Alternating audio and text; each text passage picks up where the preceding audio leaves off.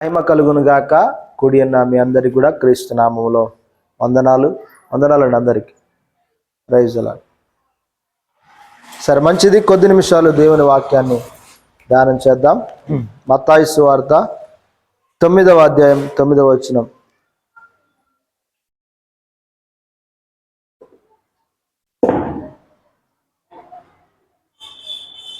మత్తయి సువార్త 9వ అధ్యాయం 9వ వచనం చదువుదాం.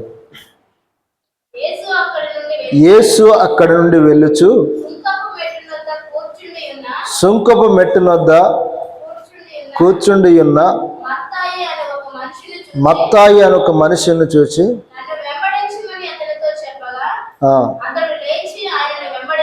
చాలు. చిన్న మాట ప్రార్థన. మహాపరిశుద్ధుడైన తండ్రి, కొద్ది నిమిషాలని వాక్యముని ధ్యానిస్తుండగా మీరు మాతో మాట్లాడు. వినగల చెవి, గ్రహించగల హృదయము ప్రతి బిడ్డకు మీరు అనుగ్రహించి సహాయం చేయండి. నీ దాసుడు నన్ను బలపరచండి ప్రభా. అందరికీ అర్థమయ్యేలాగా విరిచి పంచిపెట్టే కృప దయచేయండి. యేసు నామములో ప్రార్థిస్తూ ఉన్నాము తండ్రి, ఆమేన్. పోయిన వారం ఏం వాక్యం ధ్యానం చేసినాం? పక్షవాయువు గల వ్యక్తిని యేసు ప్రభువారు స్వస్థపరిచాడు. ఎలా స్వస్థపరిచాడు? తన పాపములు ఎలా క్షమించాడు? వారి విశ్వాసమును బట్టి. వారంటే ఎవరు? కొందరు వ్యక్తులు ఆ వ్యక్తిని నలుగురు వ్యక్తులతో మోయించుకొని యేసు ప్రభువారి వద్దకు తీసుకొచ్చినప్పుడు వారి విశ్వాసమును బట్టి దేవుడు వారి పాపములు, లేకపోతే అతని పాపములు లేక అతన్ని రోగమును స్వస్థపరిచాడు. ఇక్కడ ఇంకొక సందర్భాన్ని మనం చూస్తూ ఉన్నాం. యేసు ప్రభువారు కేవలం మనుషులని స్వస్థపరచడం మాత్రమే కాదు కానీ, మనుషులని బాగు చేయడం మాత్రమే కాదు కానీ, ఆయన వారి పాపములను కూడా క్షమించగల దేవుడు. ఏం చేయగల దేవుడు? ఆయన పాపములు కూడా క్షమించగల దేవుడు. అయితే యేసు ప్రభువారు ఒక సమయంలో ఏం చేస్తున్నాడంటే, గలిలయ సముద్రం గుండా నడుచుకుంటూ వెళ్తున్నాడట. గలిలయ సముద్రం గుండా నడుచుకుంటూ వెళ్తున్నాడు. ఇదే సందర్భాన్ని మనకు ముగ్గురు వ్యక్తులు రాస్తుంటారు. మత్తాయి రాస్తున్నాడు, మార్కు రాస్తుంటాడు, లూకా కూడా రాస్తున్నాడు. ఒకసారి మనం చూద్దాం. మార్కు సువార్త మీరు చూస్తే 2వ అధ్యాయం 13-17 వచనాలు మనం చూస్తే, మార్కు సువార్త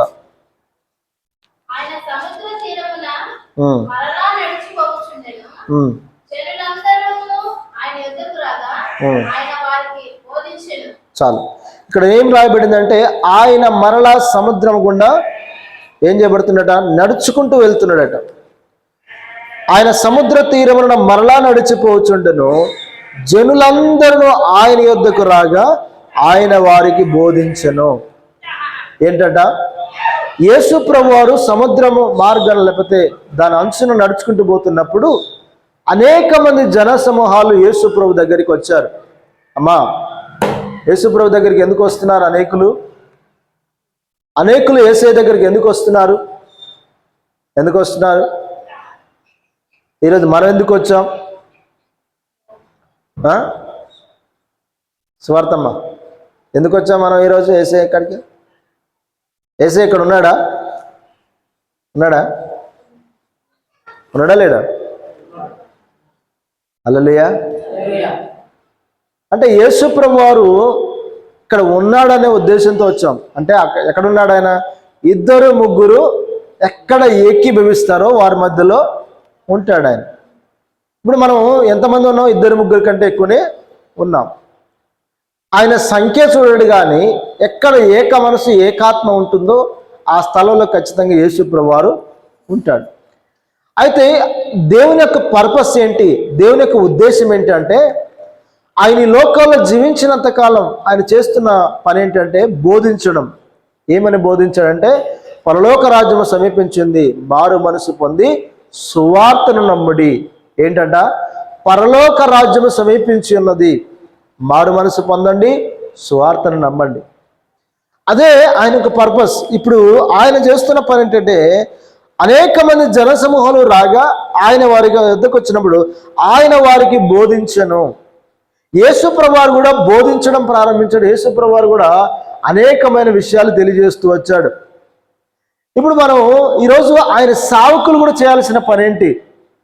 ఇప్పుడు ఆయన సావుకులుగా మనం చేయాల్సిన పని ఏంటి అంటే, అపోస్తలుడైన పౌలు దీని గురించి ఒక సందర్భాన్ని మనకు తెలియజేస్తుంటాడు. కొలస్సీలకు రాసిన పత్రిక 1వ అధ్యాయం, కొలస్సీలకు రాసిన పత్రిక 1వ అధ్యాయం 28వ వచనం చదువుదాం. ప్రతి మనుషుణ్ణి క్రీస్తునందు సంపూర్ణునిగా చేసి ఆయన ఎదుట నిలవబెట్టవలనని సమస్త విధములైన జ్ఞానముతో మేము ప్రతి మనుషునికి బుద్ధి చెప్పుచు ప్రతి మనుషునికి బోధించుచు. హల్లెలూయా. ఏంటట? పౌలు అంటున్నాడు, ప్రతి మనుషుల్ని క్రీస్తునందు సంపూర్ణులుగా చేయాలి. ఏం చేయాలండి? ప్రతి మనుషుని అంట క్రీస్తునందు సంపూర్ణులుగా చేయాలి. ఈరోజు క్రైస్తవులు లేకపోతే దేవుని యొక్క గురి ఏంటి, లేకపోతే ఈరోజు ఒక సావుకుని యొక్క గురి ఏంటి అంటే, ఇక్కడ కూడిన మిమ్మల్ని అందరిని కూడా ఏం చేయాలంటే క్రీస్తునందు సంపూర్ణులుగా చేయాలి. అంటే ఇంకో మాటలు చెప్పాలంటే క్రీస్తు పోలికలకు మనం మార్చబడాలి. ఏ పోలికలకు మార్చబడాలి? క్రీస్తు పోలిక. ఏంటి క్రీస్తు పోలిక? ఏంటమ్మా క్రీస్తు పోలిక ఏంటి? ఈ పైరూపం కాదు క్రీస్తు పోలిక అంటే. క్రీస్తు పోలిక అంటే ఆయన ఎలా ప్రేమించాడు, ఎలా జీవించాడు, ఎలా నడుచుకున్నాడు, ఏ విధంగా తన యాత్రను కొనసాగించాడు, మనకి ఏ విధంగా మాదిరి పెట్టిపోయాడు. ఎన్నో రకాలుగా ఉన్నాయి క్రీస్తు పోలిక అంటే. క్షమించే విషయాలు కావచ్చు, ప్రేమించే విషయాలు కావచ్చు, తర్వాత ఆయన పోలికల కంటే ఆయన స్వరూపం ధరించుకునే వారుగా మనం నిలబడాలి. అయితే ఈరోజు ఆయన పోలికలకి ఆయన సంపూర్ణంగా ఏం చేయాలట?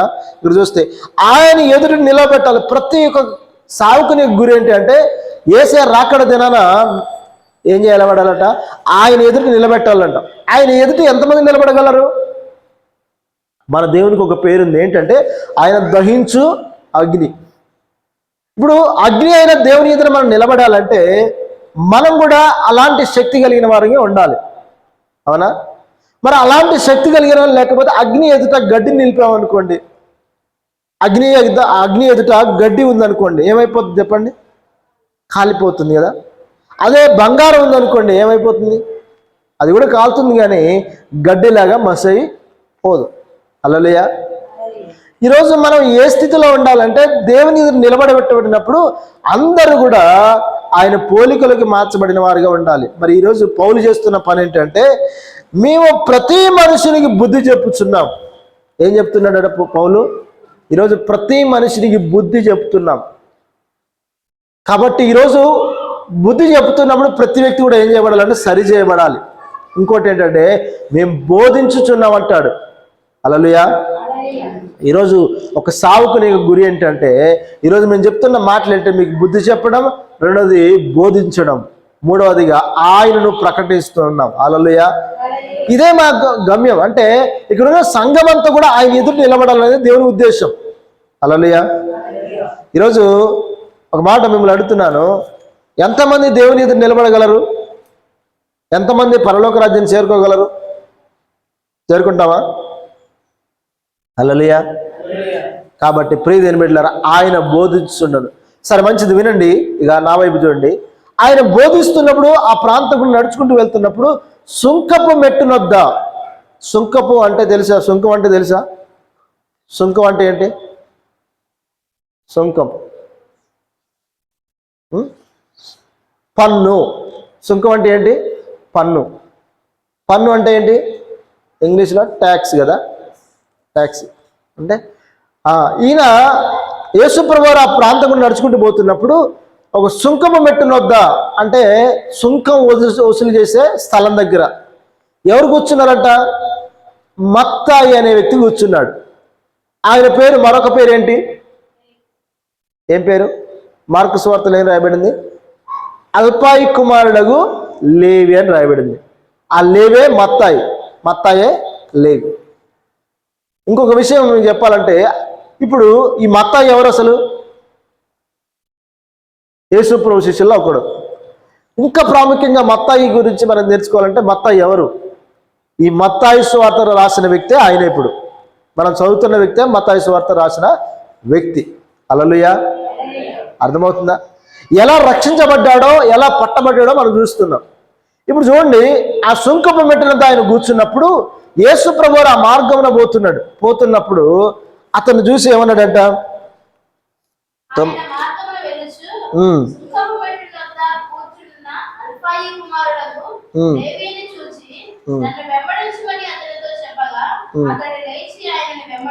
చూడండి అక్కడ, నన్ను వెంబడించమని అతనితో చెప్పగా అతడు లేచి ఆయనను వెంబడించెను. హల్లెలూయా. ఎవరు? యేసు ప్రభువు ఒక్క మాట చెప్పాడు అంతే, నన్ను వెంబడించండి అన్నాడు. వెంటనే దిగ్గున లేచి యేసు ప్రభువుని వెంబడించడం ప్రారంభించాడట. అంటే చూడండి, యేసు ప్రభు మాటకి ఎంత వాల్యూ ఇచ్చాడో, యేసు ప్రభు మాటకి ఎంత విధేయత చూపించాడో మనకు అక్కడ అర్థమవుతుంది కదా. అంటే దేవుని మాట ఎప్పుడైతే తన జీవితంలో విన్నాడో, దేవుని మాటకి అతడు వెంటనే విధేయత చూపించి ఆయనను వెంబడించడం ప్రారంభించాడట. ఈరోజు మనం కూడా ఎన్నోసార్లు దేవుని యొక్క మాటలు వింటున్నాం. అనేక సార్లు దేవుడు మనతో స్పష్టంగా మాట్లాడుతున్నాడు. ఈ సంవత్సరంలో కొన్ని తీర్మానాలు కూడా తీసుకున్నాం. వీటి ప్రకారం నేను జీవిస్తాను అంటే ఆయన వెంబడిస్తానని అనుకున్నాం, కానీ వెంబడించలేకపోయాం. అవునా కదా. లూకా సువార్తలో ఈయన గురించి రాయబడుతుంది, సమస్తమును విడిచిపెట్టి వెంబడించాడట. ఏం విడిచిపెట్టి? సమస్తమును. ఏంటి ఆ సమస్తం అంటే, ఈ మత్తాయి పట్ల ప్రజల యొక్క దృష్టి ఎలా ఉందంటే, బహు భయంకరమైన కోపం కలిగిన వారిగా ఉన్నారు ప్రజలందరూ. ఎందుకంటే మీకు తెలుసు కదా జక్కాయ్ స్టోరీ. మీకు తెలుసా జక్కాయ్ స్టోరీ? ఇప్పుడు సుంకపు వసూలు చేసేవారంటే ప్రజలంట ఏం చేశారంటే భయంకరంగా తిట్టేవారట, ద్వేషించేవారట. అవునే కదా. ఇప్పుడు ఉదాహరణ మిమ్మల్ని అడుగుతున్నాను, ఒక పెన్షన్కి మీరు పెట్టుకోవాలంటే, అప్లై చేయాలంటే ఎంత తీసుకుంటారు? స్లాట్ బుక్ చేయాలంటే ఎంత తీసుకుంటారు గవర్నమెంట్ రూల్ ప్రకారం?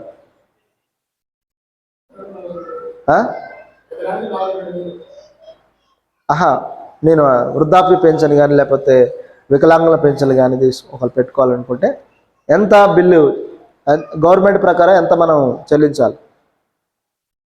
ఎంత చెల్లించాలా?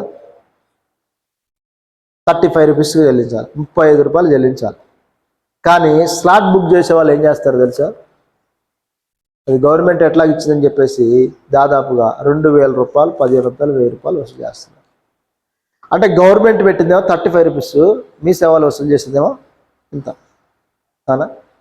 ఇప్పుడు వీళ్ళని చూసినప్పుడు ప్రజల దృష్టిలో వాళ్ళు ఎలా ఉంటారు చెప్పండి? మెచ్చుకుంటారా లేకపోతే ద్వేషిస్తారా? ఇంత అన్యాయమా? పెట్టింది 35 రూపాయలు, 35 రూపాయలు తీసుకోవాలా స్లాట్ బుక్ చేస్తే, కానీ మీరు 2000 రూపాయలు, 1000 రూపాయలు తీసుకుంటున్నారు అని చెప్పేసి ప్రజలు ద్వేషిస్తారా లేకపోతే మంచోడు అంటారా? ద్వేషిస్తారు కదా. ఈయన పరిస్థితి కూడా అంతే. ఎందుకంటే ఏ రోజు రోమా సామ్రాజ్యం కాలంలో వాళ్ళు రూపాయి పన్ను వసూలు చేయమంటే 5 రూపాయలు వసూలు చేసేవారట. ఇలాంటి భయంకరమైన పాపపు స్థితిలో ఉన్నారు వీళ్ళు. ఎవరో ఈ మత్తాయి కూడా, ఈయన కూడా పన్ను వసూలు చేసే వ్యక్తి కూడా. అట్లాంటి భయంకరమైన స్థితిలో ఉన్నప్పుడు ప్రజలందరూ ద్వేషించేవారు, ప్రజలందరూ అసహించేవారు. ఇతడు ఘోరమైన పాపే కాదా? అన్యాయంగా డబ్బులు వసూలు చేస్తున్నారంటే పాపే కాదా? అక్రమంగా తీసుకుంటారంటే పాపే కాదా? కాదా? అవునా కదా. ఇప్పుడు తీసుకోవాల్సినంత తీసుకుంటే గవర్నమెంట్ రూల్ ప్రకారం ఓకే, కానీ దానికి మించి తీసుకున్నారనుకోండి, డబల్ 4 మనం తీసుకున్నారనుకోండి, ఇప్పుడు ఆ వ్యక్తుల్ని మంచోళ్ళు అంటామా దుర్మార్గులు అంటామా? కదా. అవునా కదా. గమనించడం పెద్ద అట్లాంటి పరిస్థితుల్లో ఈ మత్తాయి ఉన్నాడు. ఈయన మరి ఇట్లాంటి వ్యక్తిని యేసుప్రభు ఎలా ప్రేమిస్తున్నాడు? ఇట్లాంటి వ్యక్తిని యేసుప్రభు ఎలా దాన్ని వెంబడించమంటున్నాడు? యేసుప్రభు ఎందుకు అలా చేస్తున్నాడని కొంతమంది ప్రశ్నించారు ఆయన. హల్లెలూయా. కానీ ప్రియమైన బిడ్డలారా, ఇక్కడ మనకు యేసుప్రభు యొక్క హృదయం అర్థమవుతుంది తెలుసా? ఏంటి యేసుప్రభు యొక్క హృదయం అంటే ఆయన ఎంతో కనికరమ గల వ్యక్తిగా కనబడుతున్నాడు. లోకము ద్వేషిస్తున్నా, లోకము అసహించుకుంటున్నా, లోకము ఇతడు పాపి అని ముద్ర వేసి భయంకరంగా అతనిపై ద్వేషాన్ని కక్కుతున్న ఆ వ్యక్తిని యేసుప్రభు వారు ప్రేమిస్తూ ఉన్నాడంట. హల్లెలూయా. అర్థమవుతుందా? కాబట్టి ప్రియదేని బిడ్డారా, ఒకసారి ఆలోచన చేస్తే మనం ఎంత ఘోర పాపులమైనప్పుడు కూడా దేవుడు మనల్ని క్షమించి పరిశుద్ధులుగా మార్చగలడు ఆయన. కొంతమంది అంటూ ఉంటారు, నేను ఇంత ఘోరమైన పాపిని కదా, చిన్నతనం నుండి ఇప్పటి వరకు భయంకరమైన వ్యభిచారంగానే, దొంగతనం, త్రాగుడు, అన్ని అబద్ధాలను మోసం చేశాను, లేకపోతే ఇంకా నా అనుకున్న వారికి ఎంతో ఘోరమైన మోసం చేశాను. ఒకవేళ దేవుడు నన్ను క్షమిస్తాడా అంటే ఖచ్చితంగా ఏం చేస్తాడు ఆయన? క్షమిస్తాడు ఆయన. హల్లెలూయా. ఆయన క్షమించగల దేవుడు. ఎందుకంటే నశించిన దానిని వెదకి రక్షించుటకు యేసు ప్రభువారు ఈ లోకమునకు వచ్చాడు ఆయన. అంటే నశించిపోతున్న వారిని దేవుడు ఏం చేయాలనుకున్నాడు? వెదకి రక్షించడానికి వచ్చాడు ఆయన. ఈరోజు మత్తాయి కూడా అదే పరిస్థితులు ఉన్నాడు.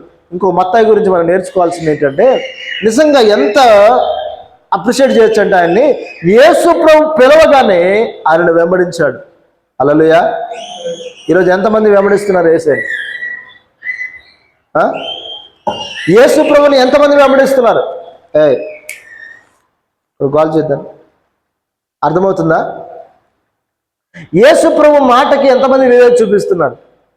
ఒక వ్యక్తికి తెలుసుగా మీకు, బైబిల్లో చాలా మంది వ్యక్తులు ఉన్నారు. ఒక ఆయన నీ ఆస్తి అన్ని బీదలకు ఇచ్చేసి నన్ను వెంబడించమంటే ఆస్తి పైన ప్రేమతోటి ఆ ఆస్తినన్నా ప్రేమించాడు, కానీ యేసు ప్రభుని మాత్రం వెంబడించలేకపోయాడు. ఈరోజు అలాంటి వ్యక్తులు కూడా ఉంటారండి. ఆస్తి కొరకు యేసును వదులుకునేవారు ఉంటారు, పేరు ప్రఖ్యాతల కొరకు యేసు ప్రభువును వదులుకునేవారు ఉంటారు, ఈ లోక సంబంధమైన ఎంజాయ్మెంట్ కొరకు యేసు ప్రభువును వదులుకునేవారు ఉంటారు. ఈరోజు గమనించండి ప్రియదేని బిడ్డలారా, తొందరగా లోబడిన వాడు దేవుడికి ఇష్టమా? ఏదో చెప్పంగా లోబడిన వాడు దేవునికి ఇష్టమా? కదా. స్పాట్ల వెంటనే లోబడిన వాడు ఖచ్చితంగా దేవునికి ఇష్టంగా ఎంచబడతాడు. నిజంగా ఈ మత్తాయి వెంటనే లోబడ్డాడు కనుకనే ఈరోజు మత్తాయి గ్రంథాన్ని తన జీవిత చరిత్ర రాయడానికి దేవుడు వాడుకున్నాడు. ఈరోజు ఒక గొప్ప ప్రతిఫలాన్ని, లేకపోతే దేవుని ఎదుట గొప్ప బహుమానాన్ని పొందుకునే పరిస్థితుల్లో మత్తాయి ఉన్నాడు. ఈరోజు ప్రియదేని బిడ్డలారా గమనించండి, ఈరోజు మనం ఎన్ని వాక్యాలు విన్నా, ఎన్ని సందేశాలు విన్నా, ఎన్ని ప్రసంగాలు విన్నా, ఎన్ని మందిరాలకు వెళ్ళినా, మనం పెద్ద పెద్ద మెరిసిపోతున్న మందిరాలకు వెళ్ళినా, వేల మంది ప్రజలు వెళ్తున్న మందిరాలకు వెళ్ళినా, నువ్వు ఎక్కడికి వెళ్ళినా ఒక దేవుని మాట నీ జీవితంలో మార్పు తీసుకురాకపోతే నువ్వు ఎక్కడికి వెళ్ళినా సున్నే. అర్థమవుతుందా? అది 100 మంది ఉండని, ఒక్కలే ఉండని, అక్కడ ఒక్కడున్న దగ్గర నువ్వు మాట విని ఖచ్చితంగా దేవుని వెంబడించగలిగినట్లయితే 1000,00,000 మంది ఉన్న సంఘంలో ఉన్న ఒకళ్ళు లేకపోయినా నో ప్రాబ్లం. హల్లెలూయా. అర్థమవుతుందా? కానీ 1,00,000 మంది సంఘంలో ఉండి నీవు మార్పు పొందకపోతే నీ జీవితంలో నువ్వు ఎన్ని మందిరాలకు వెళ్ళినా, ఎన్ని ప్రయోగాలు చేసినా అది మన జీవితానికి ఏ ఉపయోగకరం ఉండదు. ఈరోజు మీరు వచ్చినారు దేవుని మందిరానికి, మార్పు చెంది వెళ్తే మీరు దీవించబడతారు. కానీ మార్పు చెందకుండా మీరు ఎన్ని ఆదివారాలు వచ్చినా, ఎన్ని సంవత్సరాలు వచ్చినా, సంవత్సరాలు గడిచిపోతుంటాయి, ఆదివారాలు గడిచిపోతుంటాయి, అన్నీ గడిచిపోతుంటాయి, కానీ మన బ్రతుకులో మార్పు లేకపోతే అది దీవెనకరంగా ఉండదు. కాబట్టి ఈరోజు ఒక్కటే మత్తాయి ద్వారా మనం నేర్చుకోవాల్సింది ఏంటంటే, పిలిచాడు వెంటనే మత్తాయి నన్ను వెంబడించమనగానే సమస్తాన్ని వదిలిపెట్టాడట. ఒకసారి చూస్తారా లూకాసు వార్త 5వ అధ్యాయం 17-32 వచనం, 17 వచనం చదువు. 5వ అధ్యాయం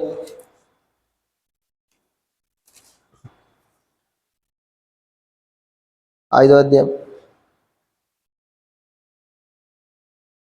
వచనం చదువుదాం.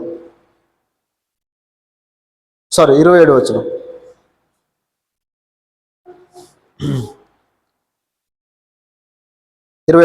అటు పిమ్మట ఆయన బయలుదేరి లేవి అని ఒక సుంకపు మెట్టినద్ద కూర్చుని చూచి నన్ను వెంబడించమని అతనితో చెప్పగా, ఏమని చెప్పాడు? నన్ను వెంబడించమని అతనితో చెప్పగా ఏం చేశాడు? వెంటనే అతడు సమస్తమును విడిచిపెట్టి లేచి ఆయనను వెంబడించెను. హల్లెలూయా. ఏంటట? సమస్తమును విడిచిపెట్టి ఏం చేశాడు? లేచాడట. ఆ పాపపు స్థితి నుండి, ఎక్కడైతే అన్యాయంగా వసూలు చేస్తున్నాడో, అన్యాయంగా తీసుకుంటున్నాడో, ఆ ఘోరమైన స్థితిలో నుండి లేచి ఏం చేశాడంటే ఆయనను వెంబడించాడట. ఈరోజు ప్రియదేని బిడ్డలారా, మనం నేర్చుకోవాల్సింది ఏంటంటే, యేసు ఈరోజు నిన్ను పిలుస్తూ ఉన్నాడు. ఈరోజు నువ్వు ఎక్కడ ఏ పాపపు స్థితిలో ఉన్నావో, ఏ పరిస్థితుల్లో ఉన్నావో, ఆ పరిస్థితిని నుండి నువ్వు లేచి ఆయనను వెంబడించకపోతే మన జీవితం ఆశీర్వాదకరంగా ఉండదు. హల్లెలూయా. ఈరోజు మనం రకరకాల ప్లేసుల్లో ఉంటున్నాం, రకరకాల ఆలోచనలు కలిగి ఉంటున్నాం, రకరకాల ప్రదేశాల్లో ఉంటున్నాం. ఎక్కడ ఎలా ఉంటున్నామో మనకు తెలుసు. కానీ ఆ స్థితి నుండి కనుక బయటికి రాకపోతే ఖచ్చితంగా దేవుని మాటకి అవిధేయులుగా జీవించినట్టే. అర్థమవుతుందా? సమస్తమును విడిచిపెట్టాడట ఒక్క మాటకి. మీరు చూస్తే నిజంగా మార్పు అంటే ఏంటో తెలుసా? జక్కయ్య గురించి వస్తే మనం ఒకసారి మార్పు అంటే ఏంటంటే ఒకసారి లూకా సువార్త 19వ అధ్యాయం, లూకా సువార్త 19వ అధ్యాయం, లూకా సువార్త 19వ అధ్యాయం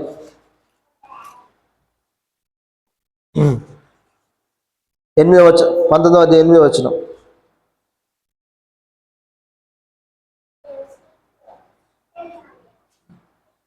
ఆయన వారికి 8వ వచనం, 19వ అధ్యాయం 8వ వచనం. జక్కయ్య నిలబడి, ఇదిగో ప్రభువా, నా ఆస్తిలో సగభాగం బీదలకు ఇస్తున్నాను. నేను ఎవని యొద్ద నన్ను అన్యాయముగా దేవుని తీసుకుని ఎడలా అతనికి 4 వంతులు మరల చెల్లింతులని ప్రభుతో చెప్పాను. అందుకు యేసు, ఇతడు అబ్రహాము కుమారుడే, ఎందుకనగా నేడు ఇంటికి రక్షణ వచ్చి ఉన్నది. హల్లెలూయా. ఈయన ఎవరు మరి? ఈ జక్కయ్య ఎవరు? సుంకపు గుత్తాదారుడైన ఈయన కూడా అదే పని చేస్తున్నాడు, సుంకం వసూలు చేసేవాడే. అయితే ఒకరోజు ఎందుకో యేసు ప్రభువుని చూడాలనిపించిందట. ఎవరికి? జక్కయ్యకి. చూడగలను కానీ ఆయన పొట్టివాడు, మందులో వెళ్ళాలంటే కుదరదు. ఏం చేశాడు? ముందుగా పరిగెత్తి ఒక మేడి చెట్టు ఎక్కి కూర్చున్నాడు యేసు ప్రభువుని చూడాలని. అంటే చూడండి, ఒకసారి యేసు ప్రభు దగ్గరికి రావాలన్న తృష్ణ ఉండాలి. ఎవరి హృదయం అయితే అలాంటి ఆసక్తి కలిగి అలాంటి ప్రేమ కలిగి ఉంటుందో దేవుడు ఆ హృదయాలు తెరుస్తాడండి. ఏదో నామకార్థంగా వెళ్ళాలన్న ఉద్దేశంతో వస్తే మన జీవితంలో వాక్యము ఫలించదు. అర్థమవుతుందా? దున్నబడిన స్థలాల్లో విత్తనాలు మొలుస్తాయి. దున్నబడకుండా రాతి నేలగా ఉన్ని అక్కడ ఎన్ని విత్తనాలు వేసినా ఏమైపోతాయి? ప్రయోజనం లేకుండా అయిపోతాయి. ఈరోజు మీరు దేవుని సన్నిధికి వచ్చారండి. ఎలా వచ్చారు? ఈరోజు దున్నబడి వచ్చారా? నలగొట్టబడి వచ్చారా?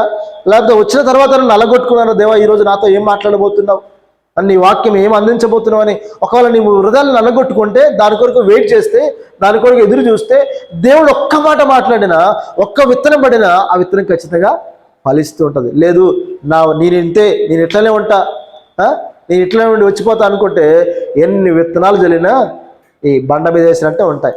హల్లెలూయా. జక్కయ్య ఎంతో ఆశతో పరిగెత్తాడు, చూశాడు. ఆయన జక్కయ్యకి చూడాలని ఎప్పుడైతే అనిపించిందో, ఆ మనసు ఎప్పుడైతే అనిపించిందో వెంటనే ఎవరు తెలిసింది ఆ విషయం? యేసుప్రభు వారికి కూడా తెలిసింది. అంటే జక్కయ్య నన్ను చూడాలనుకుంటున్నాడు, జక్కయ్య నన్ను చూడాలనుకుంటున్నాడు. ఆ చెట్టు దగ్గర రాగానే అనేక మంది ప్రజలు పట్టించుకోలేదు. ఆయన ఎవరిని పట్టించుకున్నాడు? ఆయన పైన జక్కయ్యని పిలుస్తుంది. జక్కయ్య, ఇక త్వరగా దిగిరా, నేను నేడు నీ ఇంట ఉండవలసిందన్నాడు. హల్లెలూయా. అంటే చూడండి, నిజంగా యేసును చూడాలనుకున్న వ్యక్తిని యేసు చూశాడు. ఈరోజు నువ్వు యేసు ప్రభువుని చూడాలనుకోవట్లేదు అనుకోండి, దేవుడు కూడా నిన్ను చూడడు, దేవుడు నిన్ను పట్టించుకోడు. ఆయన అంతమంది జనసమాలు వస్తున్నా వాళ్ళందరూ పట్టించుకోకుండా జక్కయ్యని ఎందుకు చూస్తున్నాడు? ఆయన జక్కయ్యని ఎందుకు పిలుస్తున్నాడు? జక్కయ్యకి దేవుడు అంటే ప్రేమ కాబట్టి, దేవుడు చూడాలనుకుంటున్నాడు కాబట్టి. పాపే చూడండి, అక్కడ అంటున్నాడు,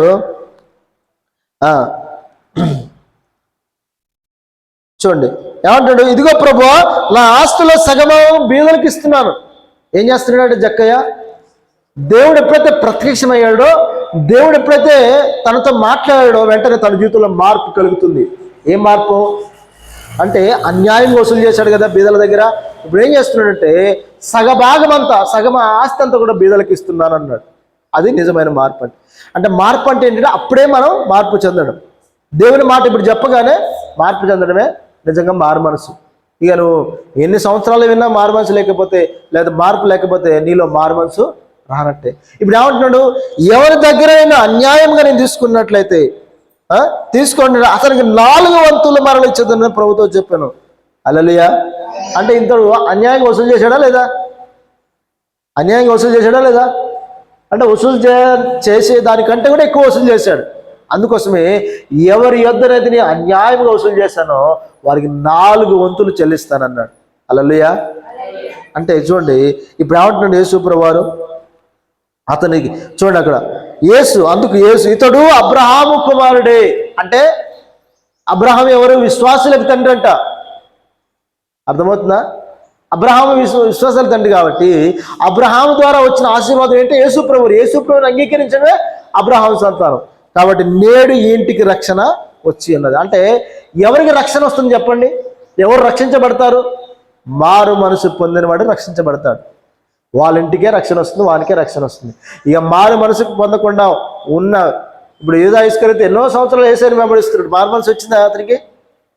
వచ్చిందా? కానీ ఎన్నో అద్భుతాలు చేశాడు తెలుసా యూదా ఇస్కరియోతు? మీకు తెలుసా? యేసుప్రభు ఇద్దరిద్దరిని పంపిస్తే ఏమన్నారు తెలుసా? అయ్యా మాకు దయ్యములు వణుకుచున్నాయి, రోగములు బాగుపడుతున్నాయి అంటే యేసుప్రభు అన్నాడు తెలుసా? పర్వాలేదు, మీకు దయ్యములు వణుకుచున్నాయని రోగములు పోతున్నాయని సమరపడకండి, కానీ దేన్ని బట్టి సంతోషించాలట? మీ పేర్లు జీవ గ్రంథంలో రాయబడని సంతోషించండి. అంటే దయ్యములు లోబడినా, రోగాలు పోయినా జీవ గ్రంథంలో పేరు లేకపోతే వేస్తే కదా. అంటే రోగాలు పోతాయి, ఎందుకు పోతాయి? దయ్యాలు పోతాయి, ఎందుకు పోతాయి? దేవుడు ఇచ్చిన అధికారం కాబట్టి ఆ అధికారాన్ని వాడుకుంటే పోతాయి. మరి యూదా ఇస్కరియోతు అన్ని అద్భుతాలు చేశాడు, పరలోక రాజ్యం పోయాడా? పోయాడండి? పోలే, నరకానికి వెళ్ళిపోయాడు. 30 వెండి నాణాలకి యేసుప్రభు నమ్ముకున్నాడట. ఈరోజు డబ్బు కొరకు యేసుని నమ్ముకునేవారు ఎంతమంది లేరు? డబ్బు కొరకు ఈరోజు దేవుని సన్నిధిని మానేసి ఎంతమంది పనులకు వెళ్ళిపోవట్లేదు? కడుపు కొరకు, పొట్టకూటి కొరకు. హల్లెలూయా. కాబట్టి ప్రియ దేవుని బిడ్డలారా, ఈరోజు నేర్చుకోవాల్సిన ఒక పాఠం ఏంటంటే, మత్తయ్యలాగా ఈరోజు నువ్వు లోబడడానికి సిద్ధంగా ఉన్నావా? ఆయన వెంబడించడానికి సిద్ధంగా ఉన్నావా? ఇప్పుడు ఆయన అయా నా బ్రతుకంతా మారిపోయింది, ఇక నేను బీదలకు ఇచ్చేస్తున్నాను, 4 వంతులు అన్యాయంగా ఎవరి దగ్గర తీసుకున్న వాళ్ళకి ఇచ్చేస్తున్నాను జక్కయ్య అన్నాడు. నిజంగా దేవుడు ఇతడు అబ్రహాము కుమారుడే. నేడు ఈ ఇంటికి రక్షణ వచ్చి ఉన్నది. ఈరోజు ఒకసారి పరిశోధన చేసుకోండి. ఒక మాట చెప్తున్నాను, మారు మనసు లేని జీవితాల్లో, కుటుంబాల్లో రక్షణ లేదని అర్థం. ఎక్కడైతే మారు మనసు లేదో, తల్లి కానీ, పిల్ల కానీ, తండ్రి కానీ, ఎవరికైతే మారు మనసు లేవో ఆ ఇంట్లో రక్షణ లేదు అని అర్థం. ఒకవేళ మారు మనసు ఉందనుకోండి, ఖచ్చితంగా ఆ ఇంటికి దేవుని రక్షణ ఉంది. హల్లెలూయా. ఇక చూద్దాం, కిందికి మరలా చూద్దాం. 9వ అధ్యాయం మత్తయి సువార్త 10వ వచనం చదువుదాం. ఇంటిలో భోజనమునకు యేసు కూర్చుని ఉండగా, ఇదిగో సుంకరులను పాపులను అనేకులు వచ్చి ఆయన యొద్దను ఆయన శిష్యుల యొద్దను కూర్చుండిరి. ఇక్కడ 2 విషయాలు గమనించండి. ఏంటి 2 విషయాలు అంటే, ఫస్ట్ పాపి అయిన మత్తయిని పిలిచాడు, మత్తయి యేసుప్రభుని వెంబడించాడు. మూడవది ఏం జరుగుతుందంటే, ఎప్పుడైతే తన సమస్తాన్ని విడిచిపెట్టి యేసుని అంగీకరించాడో, ఎప్పుడైతే ఒక మంచి సమాధానకరమైన జీవితాన్ని పొందుకున్నాడో, చూడండి, ఇప్పుడు యేసుప్రభు రావడం ఆనందమా దుఃఖమా? అమ్మలారా, మన జీవితాల్లోకి యేసుప్రభు రావడం ఆనందమా దుఃఖమా? ఆనందమే కదా, సంతోషమే కదా. ఎందుకంటే నిత్య జీవం దొరుకుతుంది, ఆయనకి నిత్య పరలోకం దొరుకుతుంది. అప్పటి వరకు నరకానికి పోవాల్సిన వ్యక్తిని దేవుడు పిలిచి పరలోక రాజ్యానికి వారసుడు చేయగానే ఇక మత్తయ్యకి ఎక్కలేని సంతోషం వచ్చిందట, ఎక్కలేని ఆనందం వచ్చేసి ఏం చేయాలనుకున్నాడు? ఒక విందు చేయాలనుకున్నాడంట. హల్లెలూయా. తన కుటుంబంలో ఒక విందు ఏర్పాటు చేశాడు. తెలుసా విందు అంటే? మనం ఏమంటాం? ప్రార్థన అంటాం కదా. మీ ఇంట్లో ప్రార్థన పెట్టుకోరాదంటాం. హల్లెలూయా. కానీ ఇంకో మాటలు చెప్పాలంటే, నిజమైన సంతోషం కలిగిన వారు, నిజమైన క్రీస్తుని కలిగిన వారు ఏం చేస్తారంటే విందు చేస్తారట. హల్లెలూయా. విందు ఎవరికి చేస్తారండి? ఎవరికి చేస్తారు? బీదలకి కనీసం పక్కింటోడు కూడా కనీసం భోజనం పెట్టే మనసు లేదు, అలాంటి మంచి దాతృత్వం కలిగిన గుణం లేదనుకోండి, వాడు రోజు ప్రార్థన పెట్టుకున్నా వేస్ట్ కదా. కదా, అవునే కదా. ఇప్పుడు మీ ఇంట్లో ప్రార్థన పెట్టుకుంటున్నారండి, కనీసానికి ఆ రోజుకి సంతోషంతో ఇతరులకు భోజనం పెట్టలే పరిస్థితుల్లో మనం ఉన్నాం అనుకోండి, ఎన్ని ప్రార్థనలు పెట్టుకుంటే దేవుడు మెచ్చుతాడా? అసలు ప్రార్థన అంటే ఏంటి? ఆ ప్రార్థన ద్వారా ఏం జరగాల? ఇప్పుడు 4 భోజనం తిన్నప్పుడు నేను దీవించి వెళ్తారు కదా. ఇప్పుడు మనం ప్రార్థన పెట్టుకుంటాం మన ఇంట్లో, ఏం చేస్తాం చెప్పండి? ఏం చేస్తాం చెప్పండి? పాటలు పాడతాం, వాక్యం వింటాం, తర్వాత ఏం చేస్తాం? ప్రార్థన చేసుకుంటాం. ఇప్పుడు దేవుని ఆశీర్వాదం ఎట్లా వస్తుంది? దేన్ని బట్టి వస్తుంది? నువ్వు పాటలు పాడినందుకు వస్తుందా? ప్రార్థన చేయించుకున్నందుకు వస్తుందా? వాక్యం విన్నందుకు వస్తుందా? దాన్ని క్రియాపూర్వకంగా చూపించినప్పుడు వస్తుంది. ఏంటి క్రియాపూర్వకంగా? కొందరంట వాళ్ళకి ఎరుగకే దేవదూతలకు ఆతిథ్యం ఇచ్చారట, దేవునికి ఆతిథ్యం ఇచ్చారట అబ్రహాం. అంటే ఆతిథ్యంలో ఆశీర్వాదం ఉంది. తెలుసా మీకు? అమ్మ స్వార్థమ్మ, నిద్ర వస్తుంది బాగా. ఇంతకుముందు రాలే కదా, పోయినావా నిద్ర? మీరు రాకముందు నిద్రపోయారా? పోయినావమ్మా? మీరు రాకముందే నిద్రపోయారా? పోలే కదా. డేవిడ్ పాల్ ఫోన్ చేసి, అన్న అందరు వచ్చారు, మీరే లేట్ అంటే. మేము లేటుగా ఏం లేవు, మేము ఆరాధన జరిపించుకొని మా పిల్లల్ని తీసుకొని తినకుండా పడిగెట్టుకుంటూ వస్తున్నాం. మీరు వచ్చి ఏం చేస్తున్నారు? ప్రార్థనకు వచ్చారు, అంతేనా? దేనికి వచ్చారు? ప్రార్థనకు వచ్చారు. ఇప్పుడు భోజనానికి వెళ్తున్నాం అనుకోండి, భోజనానికి వెళ్ళాము, టేబుల్ మీద కూర్చున్నాం. ఇప్పుడు ఏం చేయాలా? ఏం చేయాలమ్మా? అఖిల చెప్పమ్మా, ఏం చేయాలి? భోజనానికి వెళ్ళి టేబుల్ మీద కూర్చున్నాం, భోజనం పెట్టారు, ఏం చేయాలి ఇప్పుడు? భోజనం తినాలా వద్దా? కానీ భోజనం తినకుండా దిక్కులు గుడ్డు చూసుకుంటే అటు చూసుకుంటే ఎవరు వస్తున్నారు ఎవరు పోతున్నారు అని చూసావు అనుకోండి, నీ ముందు పెట్టింది ఏంటి? భోజనం. నువ్వు ఎందుకు వచ్చావు? నువ్వు వచ్చింది నీ పర్పస్ ఏంటి? నీ ఉద్దేశం ఏంటి? భోజనం చేయడానికి వచ్చావు. నువ్వు చేయాల్సింది చేయకుండా దిక్కులు చూస్తూ వాళ్ళని అటు చూస్తున్నావు అనుకోండి, నేను ఏమంటారు? మెంటల్ వాళ్ళు అంటారు. అరే నీకు మెంటల్ ఎక్కింది అని అంటుంటారు. కావునే కదా ఈరమ్మ గారు, ఇక్కడ ఎందుకు వచ్చారు మీరు? ఇక్కడికి ఎందుకు వచ్చారు? ప్రార్థనకు వచ్చారు కదా. మరి ప్రార్థనకు వచ్చినప్పుడు ప్రార్థన చేయాలా? ఏం చేయాలా? భోజనానికి వెళ్ళినప్పుడు భోజనం చేయాలి, ప్రార్థనకి వెళ్ళేప్పుడు ఏం చేయాలి మరి? ఎంతమంది చేశారు చెప్పండి ప్రార్థన?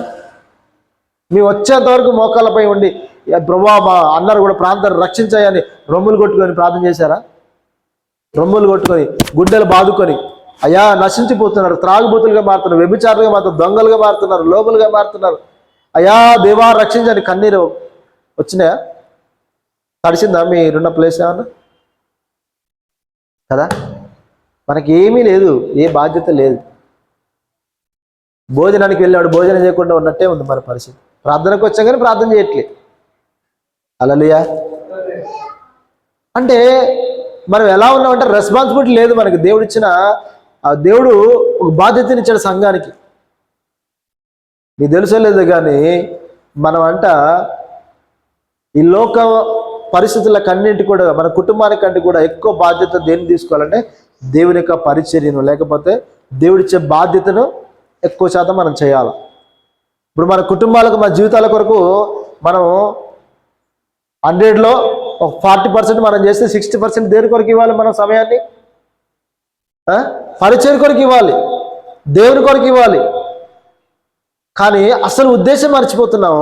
అది టెంపరీ దాని వరకు మనం 100% చేస్తున్నాం. టెంపరీది మనం తినే తిండి, ఉండే నివాసాలు, బంధుత్వాలు, బాంధవ్యాలు అన్నీ కూడా టెంపరీ, కొద్ది కాలమేవి. కానీ దాని కొరకు ఏం చేస్తున్నాం తెలుసా? ఏం చేస్తున్నాం? 90% చేస్తున్నాం. కానీ నిత్య జీవం, నిత్యము పరలోకం ఉండేది, ప్రభువు రక్షణ కొరకు, లేకపోతే అనేక ఆత్మల కొరకు మనం నిత్యం పరలోక రాజ్యంలో ఉండే ఆ పని కొరకు కనీసము ఏం చేయట్లేదు. 20%, 30% కూడా లేదు. ఉందంటారా? ఎక్కడ కనబడతలేదు. హల్లెలూయా. ఎందుకంటే క్రైస్తవ మొత్తం ఏమైపోయిందంటే ఎంజాయ్మెంట్లో పడిపోయింది. దేంట్లో పడిపోయిందండి? ఎంజాయ్మెంట్లో పడిపోయింది కదా. హల్లెలూయా. కనుక ప్రియదేని పెట్టారా గమనించండి. ఇప్పుడు ఈయన ఏం చేస్తున్నాడు? మత్తాయి ఏం చేస్తున్నాడమ్మా? మత్తాయి ఏం చేస్తున్నాడు? విందు చేయించాడట. తెలుసా మీకు? ఎప్పుడైతే యేసుని వెంబడించడం ప్రారంభించడం వెంటనే తన ఇంట్లో విందు ఏర్పాటు చేసి యేసుప్రభుని పిలిచాడట. యేసుప్రభుని పిలిచి అనేకుల్ని పిలిచాడట. అనేకుల్ని, బీదల్ని, సుంకర్ని, పాపుల్ని అందరూ పిలిచాడట. పిలిచి ఆయన ఇంట్లో ఏం చేస్తున్నాడు? భోజనం పెడుతున్నాడంట. హల్లెలూయా. ఈరోజు గొప్ప పరిచర్య ఏంటో తెలుసా దేవుని దృష్టిలో? గొప్ప పరిచర్య ఏంటంటే యేసు క్రీస్తును నమ్ముకున్న వ్యక్తి ఫస్ట్ నమ్ముకోవడం గొప్ప విషయం, యేసుని అంగీకరించడం గొప్ప విషయం.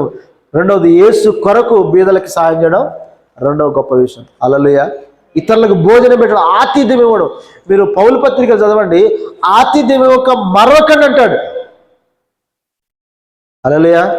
ప్రార్థన చేయకుండా మరొకటి అనలే కానీ యేసుప్రభువు ఎవరు? ఆతిథ్యం చేయకుండా మరొకటి అంటాడు. అంటే ఆతిథ్యంలో మన కుటుంబ ఆశీర్వాదాలు దాగి ఉంటాయి.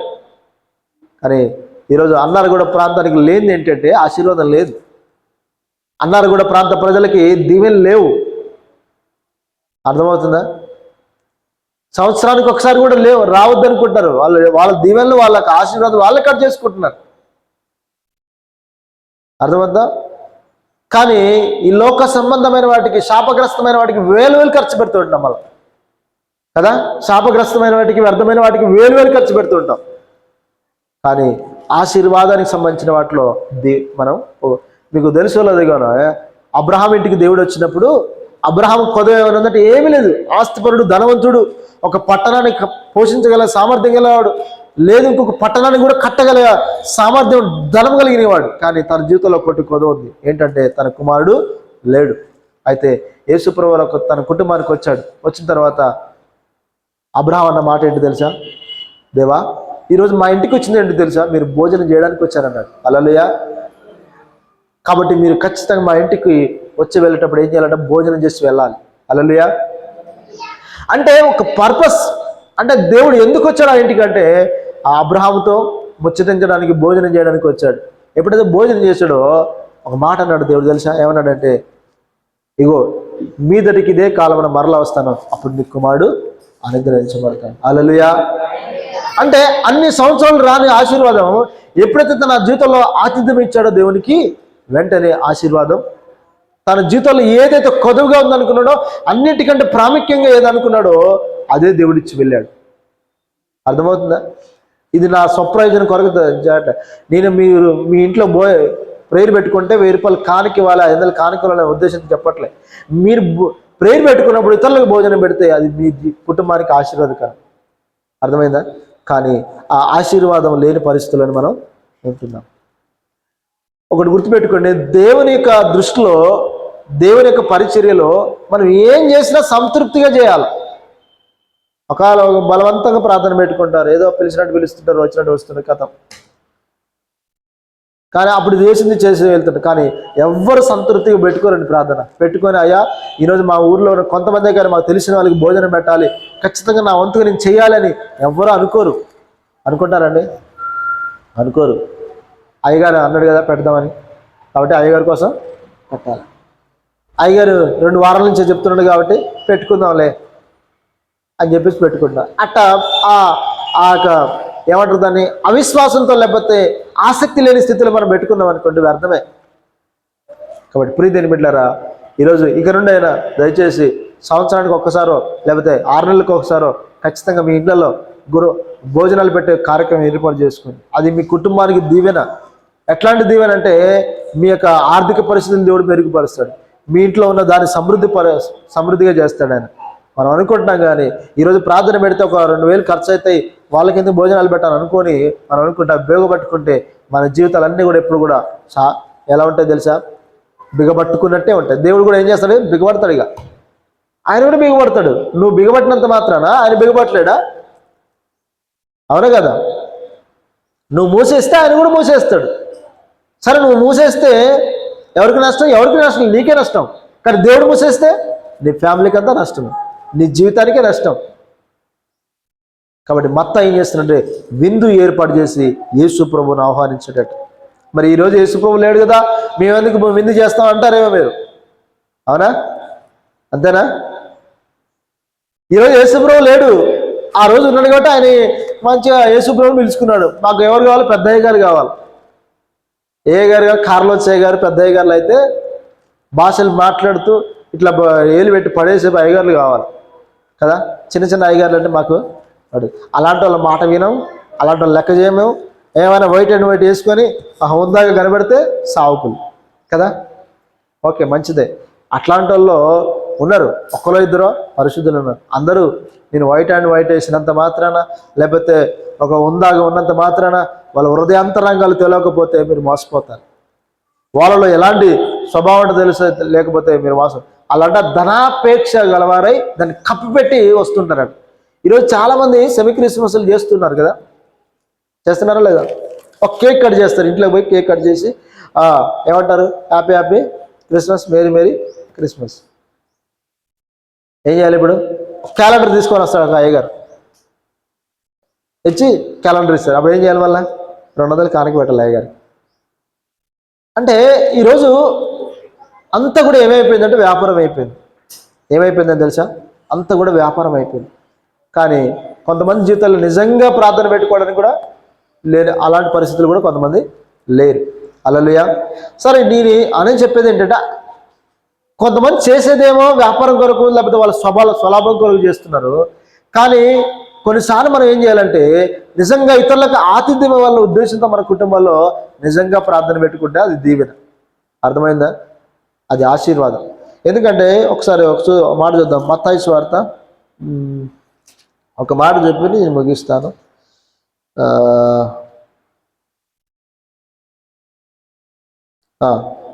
సరే, ఇప్పుడు యేసుప్రభు లేడు కాబట్టి మేము పెట్టుకోమయ్యా, యేసుప్రభు ఉంటే పెట్టుకుందామా అనుకుంటారేమో.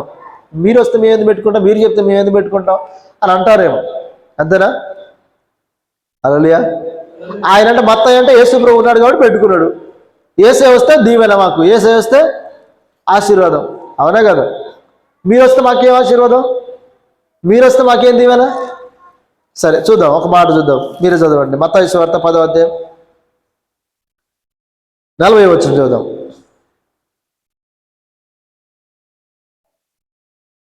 చదువుతున్నా.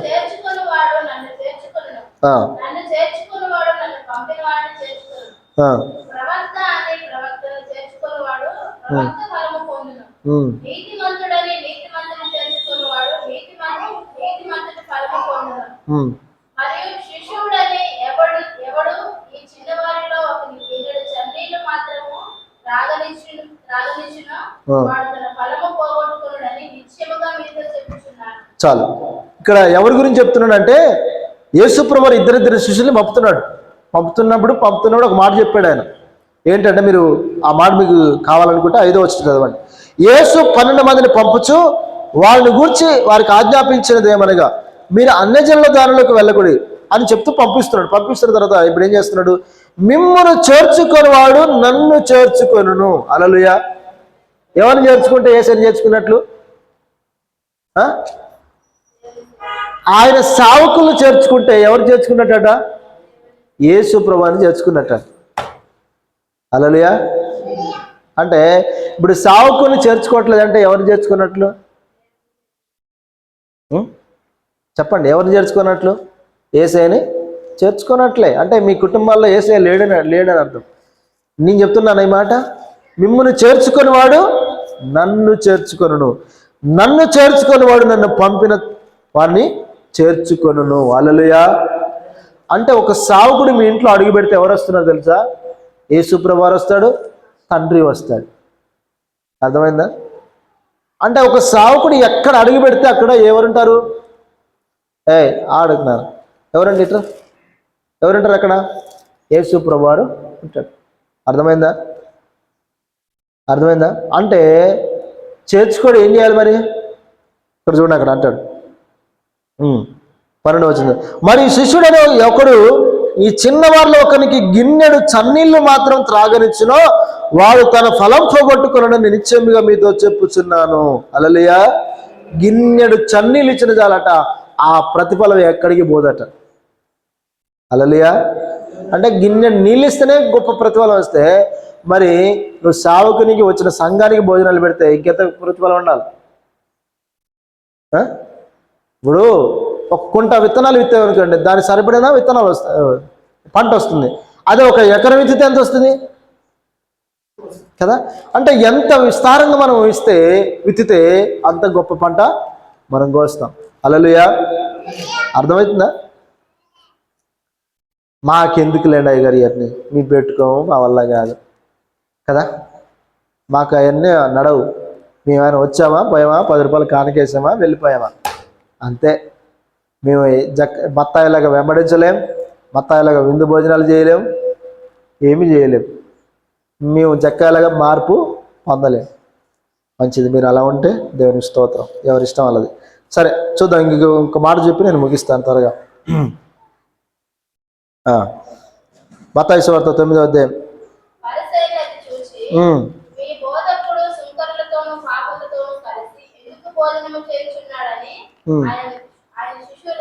చాలు. ఇక్కడ ఒక బ్యాచ్ ఉంది. ఏ బ్యాచ్ అంటే పరిసయ్యులు సుంకరులైన బ్యాచ్. ఆ బ్యాచ్ ఏం చేస్తూ ఉంటారంటే, భక్తులు వాళ్ళు ఎంత పెద్ద భక్తులు అంటే భాషలు మాట్లాడి వైట్ అండ్ వైట్ వేసే భక్తులు వాళ్ళు. వాళ్ళు ఏంటంటే వాళ్ళ ఉద్దేశం ఏంటంటే అన్ని జనుల దగ్గర మీ బోధకుడు ఎందుకు భోజనం చేస్తున్నాడు, పాపులతో కూర్చొని ఎందుకు భోజనం చేస్తున్నాడు. కొంతమంది ఉన్నారండి, అన్ని జనుల దగ్గర ఇళ్ళకి వెళ్ళాట భోజనాలు చేయొద్దట సావకులు. చేయాలా వద్దా చెప్పండి, చేయాలా వద్దా? చేస్తే ఏమైందట, ఆ దురాత్మలన్నీ మనకు ఆవరిస్తాయట. అంతేనా? ఇప్పుడు వాళ్ళ ఇంట్లో వెళ్ళగానే వాళ్ళు పూజించుకునే ఉంటాయి కొన్ని, మనం ఆ ఇంట్లో భోజనం చేస్తే వాళ్ళ వాళ్ళ అన్నీ కూడా మనకి ఆవరిస్తూ ఉంటాయి. కాబట్టి మనం అక్కడికి వెళ్ళొద్దు. అంటే వెళ్ళొద్దు అంటే అర్థం ఏంటి? అవి బలంగాలని బలవంతులు వాళ్ళు, మన దేవుడు బలహీనుడు. అంతేనా? ఇప్పుడు నువ్వు వాళ్ళ ఇంట్లోకి వెళ్ళి నువ్వు భోజనం చేస్తే కడుపు నొప్పి లేకపోతే దయ్యములు ఆరించి నేను ఆగం చేస్తాయంటే అవి శక్తిమంతం అన్నట్టే కదా, నీ దేవుడు బలహీనుడు అన్నట్టే కదా. మరి ఈయన యేసుప్రభువు ఎక్కడ కూర్చున్నాడట? ఎవరితో కూర్చున్నాడట? ఆయన పాపులతో కూర్చున్నాడు ఆయన కదా, సుంకరులతో కూర్చున్నాడు ఆయన. ఈరోజు మనం అంటే ఎవరితో సాహసం చేయొద్దంట? కేవలం పరిశుద్ధులతో సాహసం చేయాలి, ఇంకెవ్వరితో సాహసం చేయొద్దు. అన్ని జనులతో మాట్లాడొద్దా? హల్లెలూయా. అంటే కొంతమంది చేసే బోధలు ఎలా ఉంటాయంటే, ఇంకొక ఆయన కొత్తగా విన్నా, అన్ని జనుల ఫోన్ నెంబర్లు కూడా ఉండొద్దట సెల్ ఫోన్లో. ఉంటే ఏమవుతుంది? అన్ని జనుల ఫోన్ నెంబరు, మన బంధువుల స్నేహితుల ఫోన్ నెంబర్లు ఉండొద్దు. ఎవరు ఉండాలి? సంఘముని సావుకుని మాత్రమే ఉండాలి ఫోన్ నెంబర్లు. అర్థమవుతుందా? అంటే ఎంత విచిత్రం చూడండి. యేసుప్రభువు వారే పాపులతో కూర్చొని భోజనం చేస్తుంటే, యేసుప్రభువు వారే పాపుల ఇళ్ళకి వెళ్ళి భోజనం చేస్తుంటే, ఈరోజు నువ్వు ఏమన్నా యేసుప్రభువు కంటే గొప్పవాడివా? యేసుప్రభువు కంటే మొనగాడివా? కాదు కదా. ఆయనే సుంకర్ల ఇంట్లో, ఇప్పుడు మత్తయి ఎవరు? ఘోరమైన పాపి ఆయన కదా, యూదుడే కావచ్చు కానీ ఘోరమైన పాపి. ఈరోజు పాపుల ఇండ్లలో పాపులతో కలిసి భోజనం చేస్తున్నాడు. మనమంట ఎవరితో భోజనం చేయొద్దు? పాపులతో కలిసి భోజనం చేయొద్దు. మీరు సపరేట్ అండి, మీరు సపరేట్. మేము వాళ్ళతో కూర్చుంటామా? కూర్చోం. హల్లెలూయా. కాబట్టి ప్రియ దేవుని బిడ్డలారా గమనించండి, యేసు ప్రభువు వారికి ఎలాంటి తారతమ్యాలు లేవు కదా. ఒక విగ్రహార్పితమైన ప్రదేశాలు తప్ప, పండగలు చేసుకునే ప్రదేశాలు తప్ప అన్ని జనులు ఏమి చేసుకున్నా వెళ్ళొచ్చండి. వెళ్ళొచ్చా వెళ్ళకూడదా? వాళ్ళు పెళ్లి చేసుకున్నా, దినం చేసినా, జ్ఞాపకార్థాలు చేసినా, బర్త్డేలు చేసినా, పుట్టినరోజు చేసినా, అన్నీ చేసినా వెళ్ళొచ్చు, నో ప్రాబ్లం. కానీ ఒక విగ్రహ సంబంధమైన లేకపోతే ఆ పండగలు ఉంటాయి చూసారా, బలర్పించే పాల్గొనే వాటి తప్ప ఇంక దేనికైనా మనం వాళ్ళ విందులలో పాల్గొనవచ్చు. అంటే విందులలో పాల్గొనడం అంటే ఇప్పుడు పెళ్ళి అయిపోయిన డీజేలు వేసి డాన్సులు వేసి అది కాదు చెప్పేది. భోజనం కొరకు, వాళ్ళతో సాహసం కొరకు. అంటే వాళ్ళ ఆచారాలు పాటించుద్ది కానీ వారి ఇళ్ళకు భోజనం చేయడం తప్పేం కాదు, వారితో మాట్లాడడం తప్పేం కాదు, వాళ్ళతో కూర్చోవడం తప్పేం కాదు. హల్లెలూయా.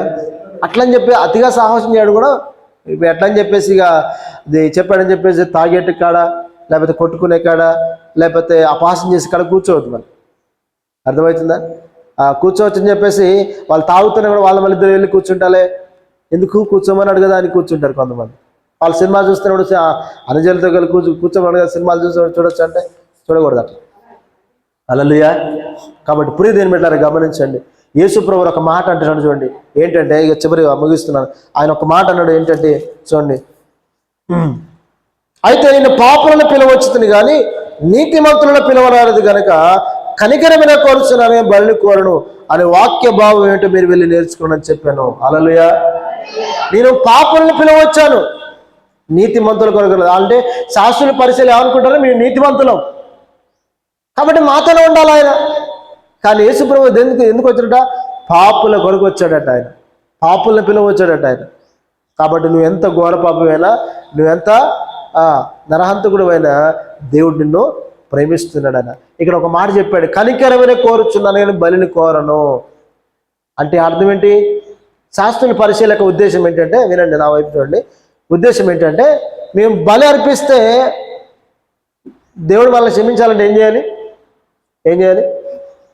దేవుడు మనల్ని క్షమించాలంటే ఏం చేయాలి? 1,00,000 రూపాయలు తెచ్చి కానుక పెట్టలు వేద్దామా? క్షమించేస్తాడా? 1,00,00,000 రూపాయలు తెచ్చి కానుక పెట్టలు వేద్దాం, క్షమిస్తాడా? వాళ్ళ ఉద్దేశం అదే, మనం బలి అర్పిస్తేనే దేవుడు క్షమిస్తాడు అంటే.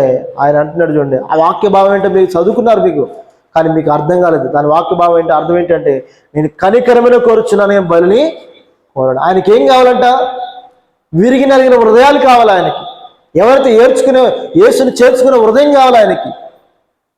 అలాంటి హృదయాలు గలవారిని దేవుడు కోరుకుంటున్నాడు. అలాంటి హృదయాలు గలవారిని దేవుడు ఖచ్చితంగా క్షమిస్తాడు. అలాంటి వారిని దేవుడు ఖచ్చితంగా నిత్య రాజ్యానికి వారసులుగా చేస్తాడు. కానీ వీళ్ళు ఏమనుకుంటున్నారంటే, మేము బలిస్తే తప్ప దేవుడు క్షమించలేడు, బలిస్తే తప్ప దేవుడు కనికరించలేడు అనుకుంటున్నారు మీరు. నేను దాని కొరకు రాలేదు, కనికరమైన కోరుచున్నాను, బలిని కోరట్లేదు. హల్లెలూయా.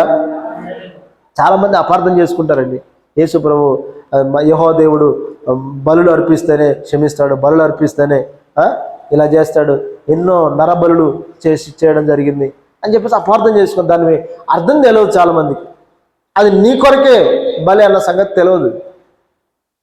దాని గురించి మనం వేరే టాపిక్లో మాట్లాడుకోవడానికి ఇప్పుడు సమయం సరిపోదు. కానీ ఇప్పుడు మనం చేయాల్సింది ఏంటంటే, యేసుని ఏం చేయాలి? వెంబడించాలి. రెండోది ఏం చేయాలి? ఆతిథ్యం ఇచ్చే కుటుంబాలుగా ఉండాలి. మూడవది ఏంటంటే, ఆయన ప్రతి పాపిని ప్రేమిస్తున్నాడు. ఆయన లోకమును ఎంతో ప్రేమించాడు. కాబట్టి ఈరోజు నువ్వు పాపి అని ఒకవేళ అనుకుంటే కనుక దేవుడు నీ జీవితంలోకి వస్తాడు. లేదు నీ నీతి మంత్రులు నువ్వు అనుకుని ఒకవేళ ఉంటే ఖచ్చితంగా దేవుడు నీ జీవితంలోకి రాలేడు. హల్లెలూయా. కాబట్టి ఈరోజు మనం అందరం ఆయన వెంబడించడానికి సిద్ధంగా ఉందాం. ఆయనని మన కుటుంబాలకు చేర్చుకోవడానికి సిద్ధంగా ఉందాం. తర్వాత మనం పాపులమని గ్రహించి మన పాపాలు ఒప్పుకొని విడిచిపెట్టి యేసుని సొంత రక్షణగా అంగీకరించడానికి సిద్ధపడదాం. అందరిని తలలో ఉంచుదాం, ప్రార్థన చేద్దాం. దేవుడి మాటలు దీవించును గాక. స్తోత్రం స్తోత్రం స్తోత్రం స్తోత్రం స్తోత్రం స్తోత్రం. హల్లెలూయా హల్లెలూయా హల్లెలూయా హల్లెలూయా.